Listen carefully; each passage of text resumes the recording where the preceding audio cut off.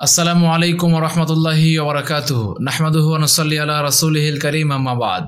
দর্শক মণ্ডলী, আমাদের পড়াশোনা জীবনের ইবতেদায়ী, মাধ্যমিক, উচ্চ মাধ্যমিক সবটাই কেটেছে বাংলাদেশে এবং বাংলাদেশের পরিবেশে আমরা বড় হয়েছি। কিন্তু যদি কারো পড়াশোনার ইবতেদায়ী শাখা এবং এর সাথে মাধ্যমিক, উচ্চ মাধ্যমিক সবটাই যদি সৌদি আরবে হয়ে থাকে এবং উচ্চ মাধ্যমিক পাশ করে গিয়ে তার স্নাতক কিংবা স্নাতকোত্তর এই স্বপ্নগুলো হয় বিদেশের মাটিতে, তাহলে তার জীবনটা কেমন হয়, তার লাইফস্টাইল কেমন হয়, পড়াশোনার সিলেবাসটা কেমন হয়, আমরা সেগুলো নিয়ে জানবো আজকের শিক্ষা সংলাপের মেধাবী মুখের কাছ থেকে।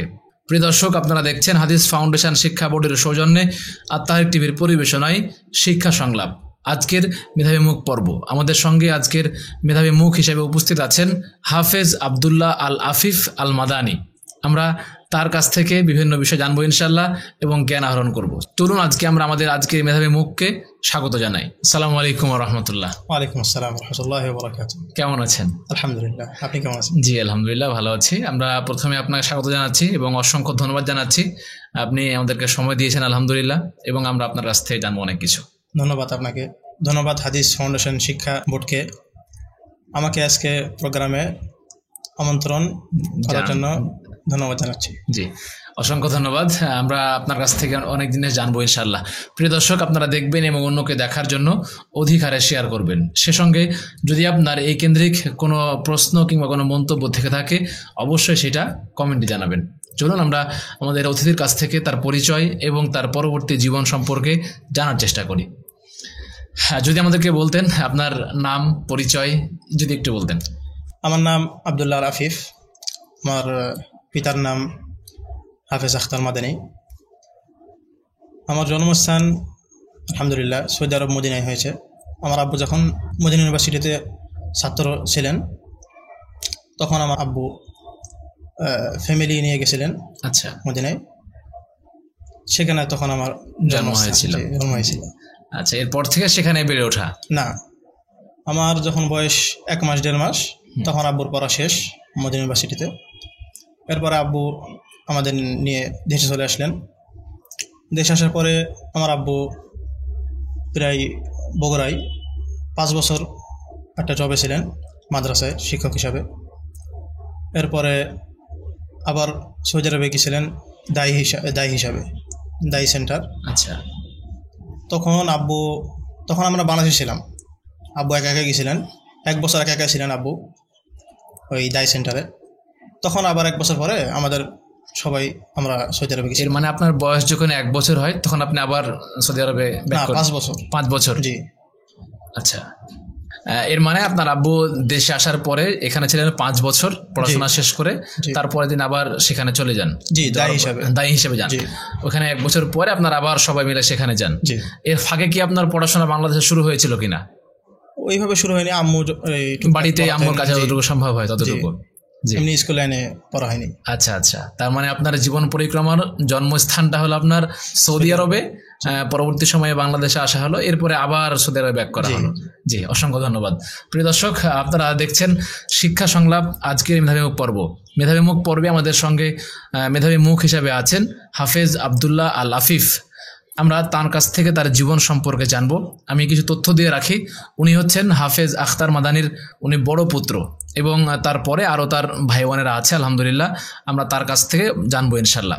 আর একটু বলে রাখি, এখানে আমাদের আজকের যিনি মেধাবী মুখ, তার বড় হওয়াটা এবং তার সমস্ত তার জীবনের অধিকাংশ সময়টা কেটেছে তার সৌদি আরবে, যার কারণে সে বাংলার তুলনায় আরবিতেই বেশি কথা বলতে অভ্যস্ত এবং বেশি কথা বলতে স্বাচ্ছন্দ্য বোধ করে। আমরা তার কাছ থেকে আজকে বাংলাতেই জানার চেষ্টা করবো ইনশাল্লাহ, যদিও একটু কষ্ট হয়ে যাবে তার জন্য। এরপরেও আমরা তাকে বাংলাতেই কথা বলার জন্য আমরা বেশি উদ্বুদ্ধ করবো ইনশাল্লাহ। আমরা ফিরছি তার কাছে। আমরা জানতে পারলাম যে আপনার সৌদি আরবে গিয়ে আপনি আবার পড়াশোনা শুরু করেন আপনার যখন বয়স 5 কিংবা আর একটু বেশি, সে সময়ে সেখানে গিয়ে আপনার শিশু থেকে যে শ্রেণীটা শুরু হয় আমাদের বাংলাদেশে, অনেক আগে একটা হলো শিশু শ্রেণী যেটা আছে, অনেক জায়গায় প্লে আছে যেটা, তো সেইখানে কোন জায়গা থেকে শুরু হলো? আসলে আমি শিশু শ্রেণী পড়িনি, যেটা প্লে বলে আর কি। আচ্ছা, ওটা আমি সৌদি আরবে যেয়ে সরাসরি আমি ক্লাস 1-এ ভর্তি হয়েছিলাম। ক্লাস 1-এ সরাসরি? আর শিশুদের যে পড়া কায়দা, অক্ষর, এগুলো আমি আব্বুর কাছে শিখেছি। সেখানে ক্লাস 1-এ কি পড়ানো হয়? আমি সৌদি আরবে যাওয়ার পরে ভর্তি হলাম। এই মাদ্রাসার নাম ছিল আব্বাদ বিন বিশির। আব্বাদ বিন বাশার বিশির, এটা সাহাবীর নাম। আচ্ছা। তো ওটা হচ্ছে শুধু ইবতিদায়ী একটা মাদ্রাসা, ক্লাস 1 থেকে ক্লাস 6। কিন্তু আমরা সৌদি আরবের শিক্ষা প্রতিষ্ঠান 2 ভাগে ভাগ করতে পারি, একটা হচ্ছে আম আর একটা হচ্ছে তাহফিজ। আচ্ছা, একটা আম একটা তাহফিজ। জি, আম আমরা বলতে পারি যে সাধারণ পড়াশোনা। সৌদি আরবে মাদ্রাসা হচ্ছে 2 ভাগে ভাগ করা যায়, একটা হচ্ছে আম আর একটা হচ্ছে তাহফিজ।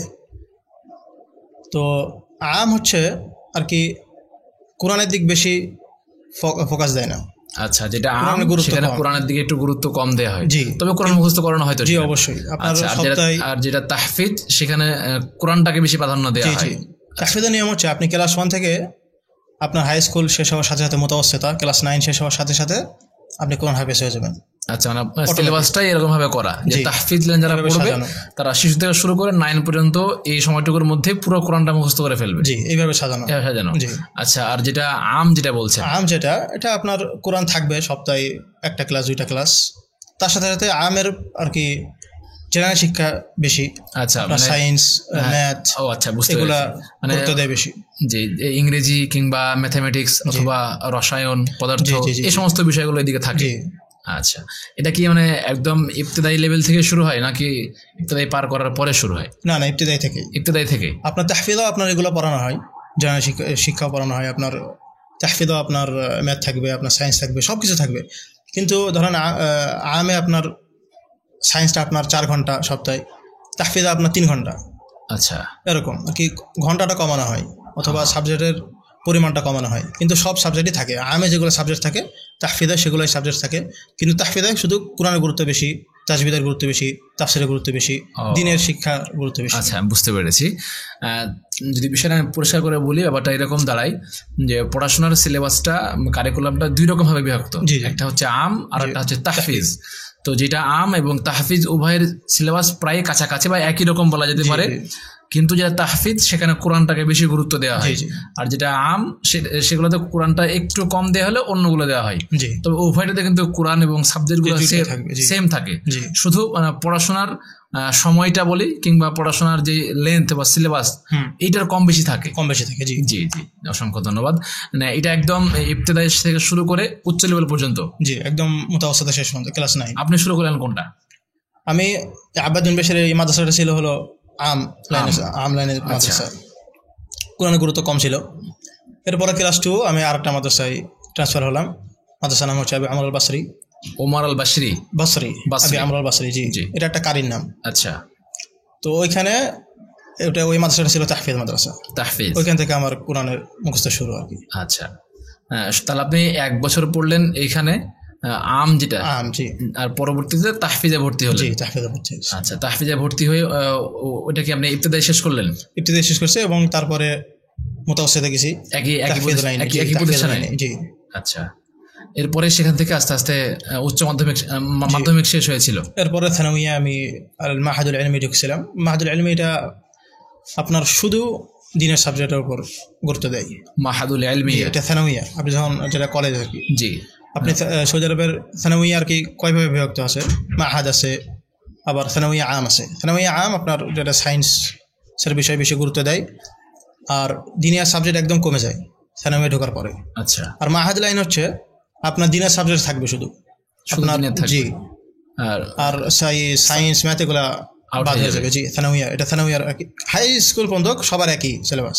ও আচ্ছা, কিন্তু থানাউইয়ার পরে আপনি হয় সায়েন্সে ঢুকবেন অথবা শারঈ যেটা। আচ্ছা, আপনি যেটা এখন যেটা যুক্ত হলো, আমরা একটু জানছিলাম তাহফিজ আর আম, আর এখন বললেন মাহাদের বিষয়টা। মাহাদের থানাউইয়া, জি, মাহাদ থেকে শুরু, মাহাদ সানাবিয়া থেকে শুরু হয়। জি জি। আচ্ছা, আমি যেটা বুঝতে পারলাম তাহলে একটা ছিল আম আর একটা তাহফিজ, আর এখন একটা বললেন মাহাদের কথা। এই মাহাদ কি মানে উচ্চ মাধ্যমিক থেকে শুরু হচ্ছে নাকি আরো আগে থেকে শুরু হচ্ছে? মাহাদটা মুতাওয়াসসিতা থেকে শুরু হয়। মুতাওয়াসসিতা মানে মাধ্যমিক শুরু হয়, মাধ্যমিক হাই স্কুল যেটা। জি, আপনি ইবতিদায়ীতে শুধু আম তাহফিজ আছে, আর মুতাওয়াসসিত থেকে আপনার হয় মাহাদ অথবা মুতাওয়াসসিত আম অথবা মুতাওয়াসসিত তাহফিজ। আচ্ছা, আপনার মুতাওয়াসসিত আম থেকে শুরু করি। মুতাওয়াসসিত আম ইবতিদায়ে আমের মতনই আপনার সায়েন্সের বিষয় একটু বেশি থাকবে, দিনের বিষয় থাকবে, কোরআনের গুরুত্ব একটু কম, শুধু আর কি তিলাওয়াত করানো হয়, শিক্ষা আর কি কোরআন পড়া শেখানো হয়, মুখস্থর গুরুত্বটা কম। আর মুতাওয়াসসিত তাহফিজ যেটা আপনার ওই যে ইবতিদায়ী থেকে শুরু করছে তাহফিজ, সে ক্লাস 9 পর্যন্ত ওই একই সিলেবাসে চলতেছে, সেটা কোনো চেঞ্জ হচ্ছে না, না একই সিলেবাস চলতেছে। ও ক্লাস 9 শেষ করলে ও হাফেজ হয়ে যাবে। আচ্ছা আচ্ছা, এটা মুতাওয়াসসিত তাহফিজ।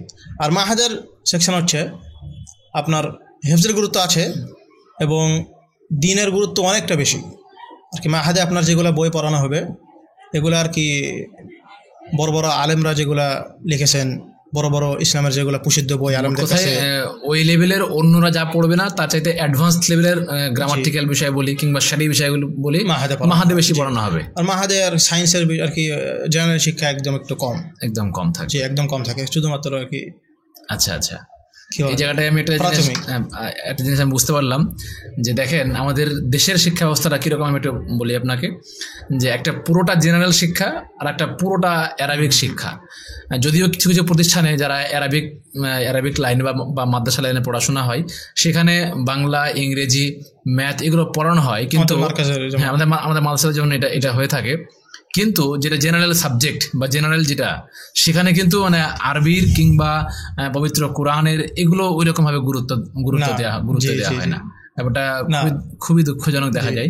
সৌদি আরবে এটা না, সৌদি আরবে আমে ঢোকেন, তাহফিজে ঢোকেন, মাহাদে ঢোকেন, আপনার দ্বীনের শিক্ষা আপনার সাথে থাকবে। আপনি একদম ভার্সিটি না শেষ হওয়া পর্যন্ত আমি ডাক্তার হই, ব্যারিস্টার হই, আমি যাই হই না কেন, আমার মধ্যে দ্বীনের শিক্ষাটা এটাই থাকবেই। কিন্তু আপনি যদি দ্বীনে ঢোকেন আপনার মাঝে মাঝে আর কি উচ্চ লেভেলে গেলে আপনার বাদ হয়ে যাবে, কিন্তু মানে দিনের ক্ষেত্রে এটা বাদ পড়বে না, থাকবেই। আচ্ছা, যদি আমরা একটু হায়ার লেভেলের সায়েন্সের সাবজেক্ট কিংবা হায়ার লেভেলের ওইগুলোর কথা বলি, ওইখানেও কি এই হাদিস কোরআনগুলো থাকে কিনা? যেমন এখানে হাদিস কোরআনের যে সাবজেক্টগুলো যখন আসলো, যখন উচ্চ মাধ্যমিক কিংবা তার উপরে গিয়ে স্নাতকে গিয়ে ওইখানে যারা শরিয়া পড়তে চায় তা তো শরিয়া পড়ছেই, থাকছেই, কিন্তু যারা শুধু জেনারেল গুলো পড়তে চায়, যারা জেনারেল পড়তে চায় তাদের মধ্যে তখন কি মানে দিন সাবজেক্টগুলো থাকবে কিনা? জি থাকবে, ভার্সিটি তো থাকবে, সব লেভেলে থাকবে। জি সব লেভেলে থাকবে, আপনার দিনের সাবজেক্ট থাকবে আপনার সাথে। আচ্ছা, ততক্ষণ মধ্যে আপনার পড়াশোনা না শেষ হবে। আচ্ছা, মাশাআল্লাহ, অসংখ্য ধন্যবাদ। হ্যাঁ প্রিয় দর্শক, আমরা তার কাছ থেকে জানলাম আলহামদুলিল্লাহ যে সেখানকার পড়াশোনার কারিকুলামটা বা সিলেবাসটা কীরকম এবং তারা কোন আঙ্গিকে পড়ান। আমরা এরকমভাবে আরও অনেক জিনিস জানবো। আপনারা দেখছেন হাদিস ফাউন্ডেশন শিক্ষা বোর্ডের সৌজন্যে শিক্ষা সংলাপ, আজকের মেধাবী মুখ পর্ব। আমাদের সঙ্গে আমাদের স্টুডিওতে আছেন হাফেজ আবদুল্লাহ আল আফিফ। আমরা তার কাছ থেকে তার জীবনের অভিজ্ঞতা এবং পড়াশোনা সম্পর্কে জানবো। আপনারা জানবেন ইনশাল্লাহ, এবং এই প্রোগ্রামটি অন্যকে দেখানোর জন্য অধিকারে শেয়ার করবেন। শেষ পর্যন্ত আমাদের সঙ্গে থাকবেন। আচ্ছা, এবার আমাকে একটু জানাবেন যে সেখানকার শিক্ষা প্রতিষ্ঠানের পরিবেশগুলো কেমন, বা শিক্ষা প্রতিষ্ঠানের পড়াশোনার মান নিয়ে তোমার কথা বললামই, সেখানকার অবকাঠামো দিক যদি বলি, শিক্ষকরা কেমন আন্তরিক, ছাত্ররা কেমনভাবে গ্রহণ করে, যদি এই বিষয়টা একটু বলতেন। আসলে আমি যে সৌদি আরবে আমি আজনবী অথবা আজমি হিসাবে সৌদি আরবে পড়াশোনা করছি, এটা কখনো কোনো শিক্ষক অথবা কোনো ছাত্র আমাকে বুঝতে দেয়নি। আমি কখনো বুঝতে পারিনি যে আমি ওদের থেকে আলাদা। আচ্ছা, মানে আপনি যে জাতিতে আলাদা, তারা যে জাতিতে একদম পুরোপুরি আরাবিয়ান, আপনি যে বাঙালি, তারা এই ফিল্ড আপনাকে করতে দেয়নি, তারা সবসময় আপনাকে আপন করে রেখেছে। সবসময় আমাকে আপন করে রাখতো, ছাত্ররাও, এমনকি বিশেষ করে শিক্ষকরা বরং আর কি যারা আজমি ছাত্র তাদের একটু চেষ্টা বেশি থাকতো পড়াশোনার ভালো হওয়ার জন্য। আচ্ছা, সৌদিদের অত চেষ্টা না থাকলেও আজমি যারা বাইরে থেকে আসছে তাদের চেষ্টা একটু বেশি, সেজন্য তারা একটু রেজাল্ট ভালো করে। সেই জন্য দেখা যায় অনেক সময় শিক্ষকরা এই আজমি ছাত্রদের বেশি ভালোবাসে সৌদি ছাত্র থেকেও, এবং সবসময় আপন মনে করে। আপনি কিছু চাবেন, কোনো প্রশ্ন করবেন, আপনি তার সাথে কথা বলবেন, সব কোনো আর কি তারা সব সেটাকে আনন্দে গ্রহণ করে, কেউ কখনো বিরক্ত হবে না। আচ্ছা, যাক আলহামদুলিল্লাহ। ছাত্ররা যারা ছাত্র থাকতেন যারা শ্রেণীকক্ষে, তারা পড়াশোনার প্রতি কতটা মনোযোগী থাকতো? আসলে এই সৌদির মধ্যে যারা ভালো পড়াশোনা করে তারা অনেক ভালো ছাত্র হয়, কিন্তু দেখা যায় যে সৌদির মধ্যে অনেক কি গুরুত্ব একটু কম থাকে জি একটু কম থাকে, কারণ ওদের দেশ। হ্যাঁ, এটা বাংলাদেশের ক্ষেত্রেও হয়, দেখা যায় যে বাহির থেকে কোনো একটা শিক্ষার্থী যদি এখানে পড়তে আসে তার আগ্রহ বেশি থাকে, আর স্থানীয় যদি কেউ পড়ে তাহলে তার আগ্রহ কম থাকে তার তুলনায়। এটা হয় আর কি। আচ্ছা, সেখানকার ক্লাসরুমগুলো এবং শ্রেণীকক্ষের বা প্রতিষ্ঠানের কোনো মাঠ বা এরকম যদি বিষয়গুলো কিছু বলতেন। জি, ওখানে প্রতিষ্ঠানগুলো সব আলহামদুলিল্লাহ সব ভালো, এবং প্রত্যেক প্রতিষ্ঠানে একটা মাঠ থাকবে, গাড়ি পার্কিং থাকবে, টিফিনের জন্য ফাঁকা মাঠ থাকবে, খেলাধুলার জন্য একটা মাঠ থাকবে, এবং অবশ্যই প্রত্যেক রুমে এসি, ফ্যান। জি, সবকিছু মিলিয়ে পড়াশোনা উপযোগী পরিবেশ। জি একদম। আচ্ছা, আমাদের যেমন বাংলাদেশে দেখা যায় অনেক প্রতিষ্ঠান আবাসিক থাকে, আবার অনাবাসিক থাকে, আবার কোনো কোনো প্রতিষ্ঠান ডে কেয়ারও থাকে। তো সেখানকার কি এরকম কোনো সিস্টেম আছে নাকি সবগুলোই? না, সব আনাবাসিক। সব আনাবাসিক? জি, আবাসিকের কোনো সিস্টেম না না সিস্টেম। আচ্ছা, এটা কি শুধু মাধ্যমিক উচ্চ মাধ্যমিকের ক্ষেত্রে নাকি হায়ার লেভেলে গিয়েও এরকম? সানাউইয়া পর্যন্ত, এরপর ইউনিভার্সিটিতে তখন তো হল থাকছে। জি থাকছে। জি, জাযাকাল্লাহু খাইরান। আমরা জানতে পারলাম আপনার কাছ থেকে, আলহামদুলিল্লাহ। যদি আমাকে একটু বলতেন যে প্রতিষ্ঠান যখন থেকে শুরু হয়, যখন শিক্ষার্থীরা সেখানে আসে, সেখানে আসা থেকে নিয়ে আবার সেখান থেকে ফিরে আসা পর্যন্ত একটু লম্বা সময় তারা সেখানে অতিবাহিত করে, এই সময়ের মধ্যে তারা কোন সময়ে কি করে, তাদের শুরু হয় কিভাবে এবং যখন চলে আসে তখন কিভাবে হয়, যদি একটু বিস্তারিত বলতেন। সৌদি আরবে মাদ্রাসা শুরু হয় সকাল 7টা।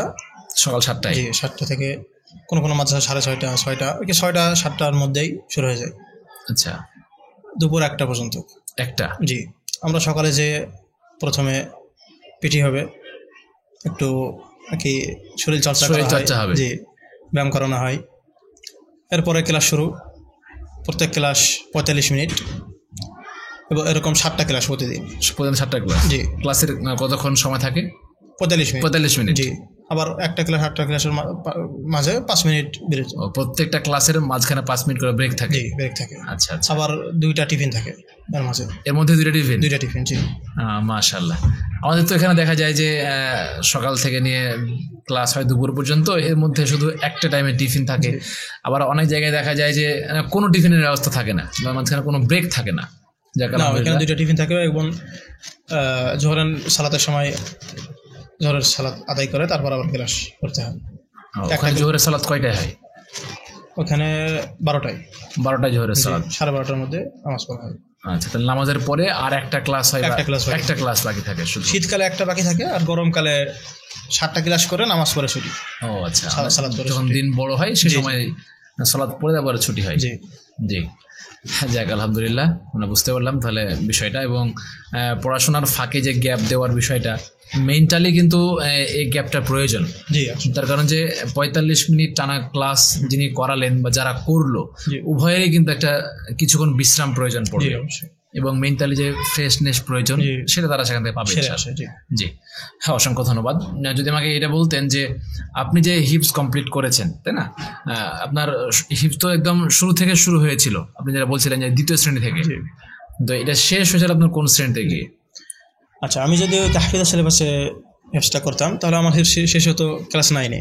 আচ্ছা, মানে যদি আপনি একাডেমিক্যালি শেষ করতেন তাহলে ক্লাস 9-এ শেষ হতো? জি, কিন্তু সৌদি আরবে প্রত্যেক এলাকায় একটা আসরের পর একটা জামিয়া থাকে, জামিয়া বলে প্রতিষ্ঠান, এটা শুধু কোরআন হিফজের জন্য।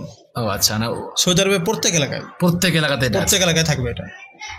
আসরের পর থেকে কোনো প্রতিষ্ঠান মাগরিব পর্যন্ত, কোনো প্রতিষ্ঠান ঈশা, কোনো প্রতিষ্ঠান রাত 10টা পর্যন্ত, এটা শুধু কোরআনের জন্য, কোরআন হিফজের জন্য, শুধু কোরআন হিফজ। জি, আসলে এই মাদ্রাসা যেগুলো তাহফিজ, যেগুলো কোরআন মুখস্থ করানো হয়, ওইখানে রিভিশনটা হয় না। আপনি ক্লাস 2তে ধরেন 2 পারা মুখস্থ করলেন, এটা ক্লাস 3তে আপনার পড়ানো হবে না। ও, ক্লাস 3তে যেটা মুখস্থ করলেন ক্লাস 4-এ ওটা রিভিশন করা হবে না। সেই জন্য যারা ক্লাস 9 পর্যন্ত হেফস কমপ্লিট করে অটোমেটিক সিলেবাস হিসাবে, তার ইয়ারটা কিন্তু থাকে না। থাকবে? অবশ্যই থাকবে না, না থাকারই কথা। জি, না থাকারই কথা, কারণ সে ক্লাস 2-এ কি মুখস্থ করছে। সেই জন্য মানুষরা আসরের পরে হালাকায় ঢোকে। হালাকা বলে আমরা যেটা মক্তব বলি। আচ্ছা, মক্তবে আপনার মোরাজা থাকবে, রিভিশন থাকে, এবং রিভিশনের সাথে সাথে আপনার তাসবিহ থাকে। তাসবিহ বলতে কি, আপনি যে মুখস্থ করছেন 1 পৃষ্ঠা, ওই 1 পৃষ্ঠার আগের 10 পৃষ্ঠা যেটা, ও বুঝছেন। আর রিভিশনটা আজকে নতুন যে পড়াটা হলো তার আগের 10 পৃষ্ঠা, জি, এটাকে তাসবিহ বলা হয়। তাসবিহ, জি, আর কি মজবুত করার জন্য। আচ্ছা, মুখস্থটা মজবুত করার জন্য আপনি 1 পৃষ্ঠা মুখস্থ করলেন, ওই পিছন থেকে 1 পৃষ্ঠা ডিলিট করে 10 পৃষ্ঠা হয়ে গেল, আবার নতুন একটা 1 পৃষ্ঠা মুখস্থ করবে। আচ্ছা, আর রিভিশন যেটা প্রথম মোরাজা, ওটা তো আছেই। ওটা আপনি ধরেন 20 পারা মুখস্থ, আপনি প্রতিদিন 1 পারা রিভিশন করতেই আছেন। আর তাসবিহ হচ্ছে যে মুখস্থর আগে 10 পৃষ্ঠা। আমরা এই হালাকায় যে আসরের পরে আমাদের শুরু হতো মোরাজা দিয়ে, রিভিশন দিয়ে শুরু হতো। আপনার 20 পারা মুখস্থ, আপনি 1 পারা শোনাবেন, এরপরে তাসবিহ শোনাবেন, মুখস্থের আগে যে 10 পৃষ্ঠা ওটা শোনাবেন, এরপরে আপনার নতুন মুখস্থটা শোনাবেন। আচ্ছা, হেফজ যেটা নতুন নতুন আপনি পৃষ্ঠা একাডেমিক্যালি ওইটা পড়তেন, আবার এক্সট্রা সময় আসরের পরে গিয়ে আপনি এটা পড়তেন। জি জি। আচ্ছা, এই জন্য আপনার হিফজটা দ্রুত কমপ্লিট হয়েছিল। জি, ওইখানে আপনাকে আর কি জামইয়া যেটা হালাকা আসরের পরে আপনাকে দিনে 1 পৃষ্ঠা 2 পৃষ্ঠা করে মুখস্থ করতে হয়। আচ্ছা, আবার তার সাথে রিভিশনও হয়। তাহলে এইটা আপনার সেই জন্য আমি ক্লাস 6 আলহামদুলিল্লাহ কমপ্লিট করছিলাম। 6 শেষ হয়ে গেছিল। যাক আলহামদুলিল্লাহ, মানে মোটামুটি 4 বছরের মতো সময় লেগেছিল তাহলে জি এই সময়টা করতে। যাক আলহামদুলিল্লাহ। আমরা যদিও জানি যে পবিত্র কোরআনের তিলাওয়াতটা একাধিক রকমভাবে করা যায়, 7 রকম ভাবে করা যায় যদি আমি জানি আমরা। তো সেইখান থেকে আপনি এগুলো শিখেছিলেন কিনা?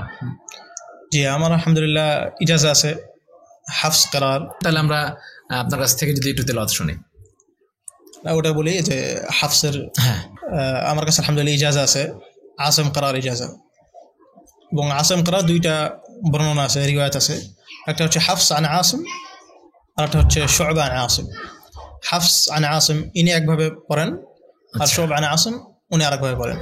2টা বর্ণনা আর কি। আসম উনি একটা কারি, ওনার থেকে 2টা বর্ণনা আসছে। আচ্ছা, আমার আলহামদুলিল্লাহ 2টা বর্ণনার উপরে ইজাজা আছে। আচ্ছা, ইজাজা বলতে সনদ যেটা বলা হয় আমার। আচ্ছা, জি, সনদের যে ধারাবাহিকতা যেটা, জি ধারাবাহিকতা, সেটা আপনার আছে জি আলহামদুলিল্লাহ। আলহামদুলিল্লাহ। যাক আলহামদুলিল্লাহ, আমরা একটু তেলাওয়াত শুনি আমরা একটু। আচ্ছা, আমাদের বাংলাদেশে এটা পড়া হয় সেটা হাফস আন আসম। এটা বিশ্বের বেশি জায়গায় পড়ানো হয় হাফস আন আসম। আরও অনেক কেরাত আছে, ওয়ার্শ আছে, কালুন আছে, এরকম অনেক কেরাত আছে। আমাদের বাংলাদেশে এটা চলে হাফস আন আসম, যেটা এমনি সবসময় আমরা শুনতে পারি। আমার কাছে যেটা আছে শুআবা আন আসম, এটা এক্সট্রা আছে আলহামদুলিল্লাহ। ওটা থেকে একটু পড়ি। হ্যাঁ ইনশাআল্লাহ। أعوذ بالله من الشيطان الرجيم. بسم الله الرحمن الرحيم. ويل لكل همزة لمزة الذي جمع مالا وعدده يحسب أن ماله أخلده كلا لينبذن في الحطمة وما أدراك ما الحطمة نار الله الموقدة التي تطلع على الأفئدة إنها عليهم موصدة في عمد ممددة. আচ্ছা, তাহলে মেইন পার্থক্যগুলো হয় কোথায়? কোন কোন শব্দ, যেমন ওমা আদরাকা আমি ওমা আদরাকা বলছি। আচ্ছা আচ্ছা। মুসাদা আমি বলছি মুসাদা। ফি আমাদিম মুমাদ্দাদা ফি উমুদিম মুমাদ্দাদা। এরকম পুরো কোরআনে কোন কোন শব্দে পার্থক্য। এটা শুধুমাত্র একটা বর্ণনা, একটা রিওয়ায়াত। আচ্ছা, আরো এরকম 7টা ভাষা তো আছে। যাক আলহামদুলিল্লাহ, সেই 7টা ভাষা নিয়ে পড়লে আরো অনেক পার্থক্য বোঝা যাবে। আচ্ছা, মাশাআল্লাহ, আপনাকে অসংখ্য ধন্যবাদ। আমরা জানছি আলহামদুলিল্লাহ, আমরা আরো জানার চেষ্টা করবো ইনশাআল্লাহ। প্রিয় দর্শক, আপনারা দেখছেন হাদিস ফাউন্ডেশন শিক্ষা বোর্ডের সৌজন্যে শিক্ষা সংলাপ আজকের মেধাবী মুখ পর্ব। আমাদের সঙ্গে স্টুডিওতে আছেন হাফেজ আব্দুল্লাহ আল আফিফ। আমরা তার কাছ থেকে বিভিন্ন বিষয়ে জানছি এবং তার সৌদি আরবে পড়াশোনা সম্পর্কে জানছি। আমরা পরবর্তীতে আরও বিষয়ে জানার চেষ্টা করবো ইনশাআল্লাহ। আচ্ছা, আপনি একজন বাঙালি ছিলেন এবং সেখানে পুরোপুরি একটা সৌদি আরব বা পুরোপুরি তারা আরবিক স্টাইল পড়াশোনা করতেন কীভাবে, যদি একটু বলতেন। আসলে পড়াশোনা ছোটবেলা থেকে আমার আব্বুর ইচ্ছা, আমার আব্বুর চেষ্টা যে আমাদেরকে হাফেজ বানাবে। তো আমার আব্বু অনেক চেষ্টা করতো আমাদের শেখার জন্য। সেই ক্ষেত্রে ছোটোবেলা থেকে আব্বুর কাছে পড়াশোনা। আমার আব্বার কাছেই আমি কায়দা শিখছি, কোরআন পড়ার যে কায়দা ছোটো বাচ্চাদের এটা পড়ানো হয়। তো আব্বুর কাছে অনেক সূরা মুখস্থ করেছি ছোটোবেলা থেকেই, মাদ্রাসা ঢোকার আগেই। তো সেই জন্য আমি আমার পিতার প্রতি অনেক কৃতজ্ঞ, কারণ ওনার হাতে আমি শুরু করছি আর কি। জি, এটা আসলেই প্রত্যেক পিতার করার উচিত আর কি। প্রত্যেক পিতার এরকম হওয়া উচিত যে আপনার কাছে যেন আপনার সন্তান প্রাথমিক জ্ঞানটা শিখতে পারে। বিশেষ করে সূরাতুল ফাতিহা, বিশেষ করে কোরআন শিক্ষাটা এটা যেন আপনার কাছে শিখতে পারে। আচ্ছা আচ্ছা, এটা প্রত্যেক পিতার উচিত। কারণ আপনার যেমন সূরাতুল ফাতিহা একটা মানুষ দিনে কয়বার পড়ে? কমাস কম 17 বার। তো আপনি যদি একটা বাচ্চাকে সূরাতুল ফাতিহা শেখান, সে যতবার পড়বে এই সূরাটা ততবার আপনার নেকি। সেই জন্য প্রত্যেক পিতার উচিত যে সে যেন শুদ্ধভাবে কোরআন পড়া শিখবে এবং বিশেষ করে সূরাতুল ফাতিহা ভালো করে শিখবে এবং কোরআন পড়ার নিয়ম কানুন তাজবিদ কায়দা এটা আমাদের কাছে শিখবে এবং সে অবশ্যই চেষ্টা করবে তার ছেলেকে এটাই শেখানো। আচ্ছা, বিশেষ করে কোরআনটা শেখানো, কারণ একটা মুসলমানের সন্তান সারা জীবন কোরআন পড়বে, সারা জীবন সালাত আদায় করবে, সারা জীবন সূরাতুল ফাতিহা বলে না দিনে দিনে একটা মানুষ 17 বার পড়ে, তো 17 বার যতবার পড়বে নেকিটা আপনি পাচ্ছেন। আমরা চেষ্টা করি যে আমি সন্তানকে বাসায় এই অঙ্ক শিখাই, কে বলে ইংরেজি শিখাই, বাংলা শিখাই, কিন্তু কোরআনের দিকে আসলে কম হয়ে যায়। জি আলহামদুলিল্লাহ, মানে এই জায়গাটাই আমাদের দেশের অনেক মানুষ মানে বিভিন্ন রকম দিক দিয়ে সন্তানকে যে সময় দেওয়ার যে বিষয়টা এটা অনেকের হয়ে ওঠে না, অনেকে এটা ফলো করেন না। এবং এমনকি দেখা যায় যে পিতামাতারা সময় দেন তারা নিজেরাও এই কোরআনটা ভালো মতো পড়তে পারেন না। কি করে যে সন্তানকে কোরআন শেখার জন্য হুজুর নিয়ে আসে। হ্যাঁ জি, একটা হুজুর নিয়ে এসে, কিন্তু আপনি যদি ওনাকে ওই সন্তানকে সূরাতুল ফাতিহাটা শেখাতে পারেন, আপনি হিসাব করেন তাহলে আপনাকে কত লিখ, আবার ওই সন্তানকে শেখাবে সূরাতুল ফাতিহা, সব নাকি আপনার।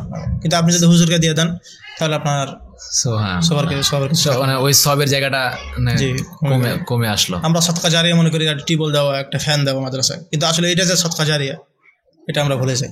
জি যাক আলহামদুলিল্লাহ, তাহলে আমরা বুঝতে পারলাম যে আপনার পড়াশোনার ক্ষেত্রে আপনার আব্বু আপনাকে যথেষ্ট সহযোগিতা করেছেন আলহামদুলিল্লাহ।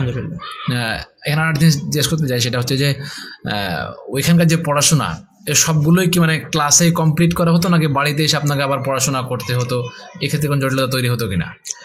আসলে আমরা প্রথমে যে বলছিলাম যে শিক্ষকরা অনেক আন্তরিক, শিক্ষকদের পুরোপুরি চেষ্টা ছিল ক্লাসে যে ছাত্রর যেন আমার কাছ থেকে কিছু নিতে পারে, শিখতে পারে। সেজন্য আর কি এক্সট্রাভাবে টিউশন পড়া দরকার পড়তো না, বাড়িতে এসে আলাদাভাবে পড়ার কোনো ওরকম টাইমও ছিল না। আমার একটা পর্যন্ত মাদ্রাসা থাকতো, এরপরে বাসায় আসতাম, এরপর আবার হালাকা যেটা মক্তব আসরের পর থেকে, জি ওটা মাঝে মধ্যে রাত 10টা পর্যন্ত মাত্র 2টা পর্যন্ত থাকতে হতো।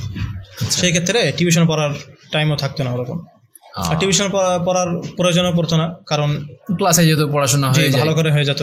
আবার আপনি কিছু নাও বুঝে থাকেন তাহলে আপনার প্রত্যেক বইয়ে প্রত্যেক বিষয়ের কাছে একটা বারকোড থাকে। আচ্ছা, আপনি মোবাইলে বারকোড স্ক্যান করলে আপনার সরাসরি ইউটিউবে আপনার ওই ক্লাসটা আবার। ও আচ্ছা আচ্ছা, এর মানে বইয়ের সঙ্গে ওই কিউআর কোড দেওয়া থাকছে, বুঝতে না পারলে আমি জাস্ট স্ক্যান করলে আমাকে টিচার সেটা বুঝিয়ে দিচ্ছেন না। আপনি ইউটিউবে ভিডিও পাওয়া যাচ্ছে, তাও যদি না বোঝা যায় আপনি কালকে শিক্ষককে যে বলবেন, আপনাকে অবশ্যই টাইম দিবেন। মাশাআল্লাহ, যাক আলহামদুলিল্লাহ। তাহলে শিক্ষার অনেকগুলো ভাগ আমরা বুঝতে পারলাম এবং আপনার পড়াশোনায় আপনার আব্বু আপনার পরিবার আপনার যথেষ্ট সহযোগিতা করেছে এবং আপনার পিতার সবসময় চেষ্টা ছিল যে যেন তার সন্তানরা হাফেজ হন আলহামদুলিল্লাহ। এবং আপনি হাফেজ, আপনার ছোট ভাই তো মনে হয় হাফেজ? আমার বড় আপু হাফেজ। আচ্ছা আচ্ছা, আপনার পুরো তাহলে হাফেজ কয়জন হচ্ছেন আপনারা? 3জন।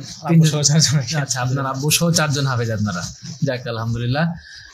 আমরা আমাদের অধিকাংশের কিন্তু স্বপ্ন এইটা যে আমাদের পরিবারটা যেন পবিত্র কোরআনের হাফেজ থাকে এবং সেই জায়গা থেকে আপনার পরিবারের আপনার 4জন আপনারা হাফেজ। আমরা দোয়া করি যেন মহান আল্লাহ তাআলা আপনাদেরকে এর বিনিময়ে ইহকালে পরকালে শান্তি ও মুক্তি দান করেন, আল্লাহুম্মা আমিন। জি, আপনাকে অসংখ্য ধন্যবাদ। আমরা আপনার কাছ থেকে আস্তে আস্তে জানছি ইনশাআল্লাহ। যদি আমাদেরকে এবার একটু বলতেন যে শিক্ষার্থীরা সফল হতে চায় কিংবা পড়াশোনায় ভালো করতে চায়, ফলাফল ভালো করতে চায়, তাদের কিছু বৈশিষ্ট্য কিংবা তাদের কি কি করা প্রয়োজন আপনি কি মনে করেন? আসলে আমি যে একটা সফল শিক্ষার্থী এটা আমি মনে করি না। আল্লাহ যেন আমাকে সফল করুক দুনিয়ায় বা আখিরাতে, দোয়া করি, আপনারা দোয়া করবেন। জি ইনশাআল্লাহ। আর আমি ওইটুকু বলবো যে আমার আব্বা আমার যেটা বলতো, আমার শিক্ষকরা যেটা বলতো, ওটা আপনাদের সামনে এটা তুলবো আর কি। জি ইনশাআল্লাহ। আপনার ইলম অর্জন করার শুরুতে আপনার অবশ্যই ইখলাস থাকতে হবে। ইখলাস থাকতে হবে, এটা অবশ্যই। যে আপনার ইলম যেন আল্লাহকে সন্তুষ্ট করার জন্য, আপনার উপর থেকে মূর্খ দূর করার জন্য যেন আপনার ইলম অর্জনটা করা হয়। আচ্ছা, ইলমটা যেন অন্য কোনো উদ্দেশ্যে না হয়, রিয়া যেন না হয়। আচ্ছা, রিয়া যেন না হয় কিংবা মানুষকে দেখানো যেটা সেটা যেন না হয়। আবার শুধু অর্থ ইনকাম বা শুধু দুনিয়া কামায় ব্যাপারটা যেন এরকম না হয়। অবশ্যই আপনার ইখলাস থাকতে হবে। আর ইখলাস থাকতে হবে। এই শরীয়তের ইলম এমন একটা ইলম যে আপনি পড়াশোনা করেও হবে না, আপনি রাত দিন পড়াশোনা করলেও হবে না আপনার যদি ইখলাস না থাকে। আপনি যদি জি অন্য যেগুলা জ্ঞান আছে আপনি পড়াশোনা করলে হতে পারে, হবে, আপনি সারাদিন পড়েন, ডাক্তারি পড়েন, আপনি একসময় ডাক্তার হবেন ইখলাস না থাকলেও। কিন্তু ইলম, এই শরীয়ত ইলম যেটা, এটা আপনি ইখলাস না থাকলে আপনার কখনো অর্জন করতে পারবেন না। ইখলাসের সাথে সাথে আমাদের উস্তাদরা বলতো যে ইলমের জন্য 3টা জিনিস জরুরি দরকার। একটা হচ্ছে তালেব ছাত্র, মুআল্লিম শিক্ষক, তারপর হচ্ছে কিতাব বই। এই 3টা থাকলে আপনি এক সময় একটি সফল শিক্ষার্থী হতে পারবেন অবশ্যই, কিন্তু ধৈর্য ধারণ করতে হবে। কি? একটা শিক্ষক, ছাত্র, বই। জি, এই 3টা জিনিস থাকলে আপনি অবশ্যই একটা সফল শিক্ষার্থী হতে পারবেন, কিন্তু ধৈর্য ধারণ করতে হবে। আচ্ছা, এই ধৈর্য আমাদের মধ্যে আসলে এখন কমে গেছে ছাত্রদের মধ্যে। আমরা মনে করি যে 4-5 বছরে আমি আলেম হতে পারবো, 4-5 বছরে বড় কিছু হতে পারবো, বক্তা হতে পারবো, কিন্তু আসলে এর কোনো বয়স নেই। এটা সালাফদের মধ্যে অনেক উদাহরণ আছে, এমন আমাদের গালেব স্যার, আরও বড় বড় মাশায়েখদের উদাহরণ আছে। তিনি ছোটোবেলা থেকে পড়াশোনা, এখনও পড়াশোনা করতেছেন। জি, বড় বড় আলেমরাও এরকম ছোটোবেলা থেকে পড়াশোনা করছে, এখনও পড়াশোনা করতেছেন, কিন্তু এই যুগের ছাত্ররা মনে করে যে অল্প পড়েই অনেক কিছু হয়ে যাবো। আচ্ছা, আপনি যেটা বললেন ধারণা করাই ভুল। আমি যদি একটু বলি, আপনি বললেন ছাত্র, শিক্ষক, বই, এই 3টা থাকতে হবে, এর সঙ্গে যুক্ত হতে হবে ধৈর্য। তাহলে সফল শিক্ষার্থী অবশ্যই হওয়া যাবে ইনশাআল্লাহ। কিন্তু এখন যেটা দেখা যায় যে দিনী ক্ষেত্রে অনেক মানুষ এরকম আছেন যারা কোনো টিচারের বা দিনী কোনো আলেমের ছাত্র না হয়েও তারা দেখা যাচ্ছে যে মানে অনেক রকম বিষয় আছে তারা যাচ্ছে। এটা আসলে সালাফদের যুগ থেকে এটা নিষেধ করা হতো যে কেউ যেন শিক্ষক ছাড়া, তার শিক্ষক যেন বই না হয়। আচ্ছা, এটা সালাফদের অনেক আলোচনা আছে এরকম। সালাফদের বই পড়লে এটা আপনি দেখতে পারবেন। ছাত্রদের বলতো তোমার উস্তাদ যেন তোমার বই না হয়, তোমার শিক্ষক যেন তোমার বই না হয়, তোমার একটা বই থাকবে, তার সাথে শিক্ষক থাকতে হবে। আচ্ছা, তার কারণ অনেক জিনিস তো বইয়ের মধ্যে না থাকতেও পারে, থাকলেও আপনি যেভাবে বুঝতে হবে বুঝতে পারবেন না, বোঝা যাবে না। জি, আলেম থাকলে আপনাকে এটা বুঝবে, এইখান থেকে এটা বুঝতে পারবেন। লাইন আমি পড়লাম, ওটা পড়ার পর আমি বুঝলাম আমার মতো করে, তাহলে তো হবে না। আমাদের আহলে হাদিসদের বৈশিষ্ট্য কি? কুরআন এবং সহিহ হাদিস থেকে নেওয়া। কাদের বুঝ দিয়ে? সাহাবীদের বুঝ নিয়ে, সালাফদের বুঝ নিয়ে। আপনি যদি সরাসরি কুরআন হাদিস থেকে বুঝ নিতে চান, অবশ্যই আপনি পথভ্রষ্ট হবেন। আচ্ছা, সালাফদের অনুসরণ করতে হবে, আলেমদের অনুসরণ করতে হবে। জি, আপনি চমৎকার কথা বলেন একটা, আলহামদুলিল্লাহ। এবং আমরা আপনার উস্তাজ এবং আপনাদের অগ্রজ যারা আছেন তাদের সবার জন্য দোয়া করি, আল্লাহ যেন সবাইকে তৌফিক দান করেন। আর আমরা অনেক সময় মনে করি সফল শিক্ষার্থী হওয়া মানে ভালো রেজাল্ট করা, বড় একটা বক্তা হওয়া, বড় একটা দায়ী হওয়া। এটা আসলে ভুল ধারণা। এটা একটা আসলে শয়তানের একটা ওয়াসওয়াস। আচ্ছা, দ্বীনি ইলম এমন একটা ইলম যে আল্লাহ বলিনি যে তুমি আলেম হলে তোমাকে এসো, তুমি বক্তা হলে তোমাকে এসো। মান সালাকা তারিকান ইয়ালতামিসু ফিহি ইলমান, যে ইলমের রাস্তায় উঠার সাথে সাথে আপনার সাহালাল্লাহু বিতারিকিল জান্নাহ, তার জান্নাতের রাস্তা সহজ হয়ে গেল, সহজ করে দেবেন আল্লাহ তাআলা। আপনি বলিনি যে আলেম হলে আপনার জান্নাতের রাস্তা সহজ হয়ে যাবে। আপনি শুধু ইলমের রাস্তায় উঠলেই আপনার জান্নাতের রাস্তা সহজ হয়ে যাবে। জি, মাশাআল্লাহ। তো আমরা অনেকে মনে করি যে মদিনা থেকে পড়ে আসলো, কিছু বক্তব্য দিতে পারে না, অথবা বড় কিছু হতে পারলো না। এটা কি অনেক ছাত্রদের মন ভেঙে যায়।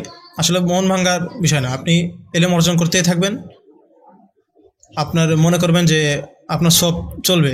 মোট কথাই যে আমাদের এটা ভুল ধারণা যে আমরা মনে করি যে কোনো ব্যক্তি মাদ্রাসায় পড়ছে অথবা সৌদি আরবে পড়াশোনা করছে, কোনো ইউনিভার্সিটিতে পড়াশোনা করছে, তার মানে আমরা মনে করি যে ও একটা বড় আলেম, মুফতি হতে হবে, এরকম কিছু। এটা ভুল ধারণা। আসলে আমাদের ইলম অর্জন করাটাই আসলে মুখ্য বিষয় হবে। জি, জাযাকাল্লাহু খায়রান, চমৎকার বলেন আপনি। এবং আমরা আপনার কাছ থেকে নতুন একটা জিনিস জানতে পারলাম, সেটা হচ্ছে যে আমরা মনে করি মানুষজন সৌদি আরব থেকে পড়াশোনা করে আসলো কিংবা দেশের বড় কোনো মাদ্রাসায় পড়াশোনা করলো, এর মানে এরপরে যদি ওই ব্যক্তিটা ভালো বক্তব্য দিতে না পারে কিংবা মানুষের সামনে দাঁড়িয়ে দুটো কথা বলতে না পারে, এরকম যদি কাজ করতে না পারে, তাহলে তাকে আমরা মনে করি যে এই ব্যক্তি অসফল, এই ব্যক্তি দ্বারা কোনো কিছু হবে না। ব্যাপারটা কিন্তু এরকম নয়। কিন্তু আল্লাহর কাছে আপনি যেটা বলছেন যে সে ব্যক্তি তার জ্ঞান দিয়ে সে চেষ্টা করলো, এর মাধ্যমে সে আল্লাহর কাছে প্রিয় পাত্র হতে পারে।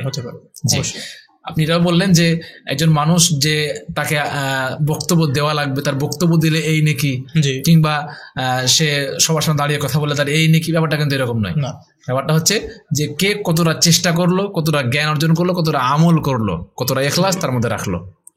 সৌদি আরবে আমরা যদি উদাহরণ দেখতে চাই যে অনেক বড় বড় আলেম আছে, সাধারণ মানুষরা তাদেরকে চেনে না, অনেক বড় বড় আলেম, কিন্তু আলেমরা কি করে, তার কাছে একটা ছাত্র বসলো, ছাত্র ভালো করে শিখালো, ওই ছাত্র আবার মানুষের কাছে পরিচিত হলো।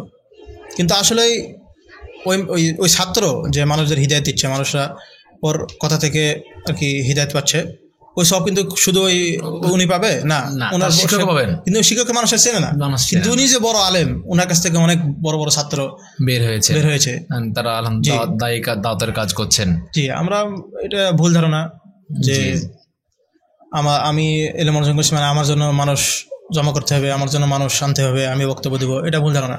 আপনি যেভাবে হোক আপনাকে দিনে প্রচার করতে হবে, আপনার পরিবারকে শেখাতে হবে, আত্মীয় স্বজনকে শেখাতে হবে, আপনার প্রতিবেশীকে শেখাতে হবে, এটা দাওয়াতের কাজ হয়ে যাবে ইনশাআল্লাহ। মাহফিল এবং ছাত্রদের বেশি বেশি আর কি বড় বড় মাহফিল, এটাই আমরা মনে করি এটাই শুধু দাওয়ার একটা পদ্ধতি, এটা ভুল ধারণা।